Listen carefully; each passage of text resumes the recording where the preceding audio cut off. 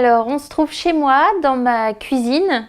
Je travaille le plus souvent à la maison. Je prépare les décors, tous les projets pour lesquels je vais monter un décor en fait, ou des vases, ou les bougies, ou enfin tout mon travail. Au départ, souvent, je dessine, je bricole dans ma cuisine et ensuite je monte le projet.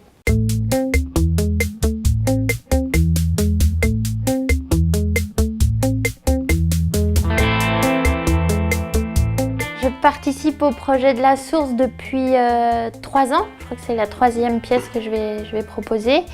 Et ça me tient à cœur parce que forcément c'est important de donner un peu de son temps, du travail et de participer à ce genre d'événements caritatifs. Alors le tabouret Alvar Aalto est très pur dans sa forme, ça représente vraiment l'objet design par excellence. Il est dans toute notre mémoire collective, enfin on y a tous fait référence forcément un jour.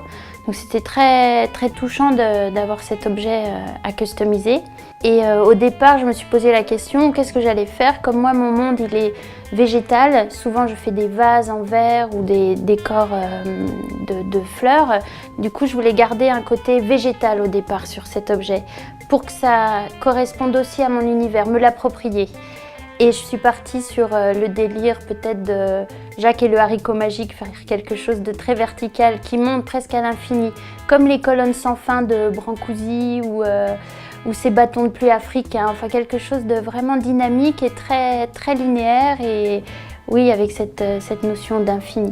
Alors j'ai chiné un peu partout des contenants en verre et je les utilise comme des lettres pour former un mot. Maintenant, je dois trouver l'accumulation la plus harmonieuse possible pour construire mon totem. D'abord, je dessine. C'est toujours comme ça. Même pour mes décors de fleurs, même pour mes dessins d'objets, je les dessine.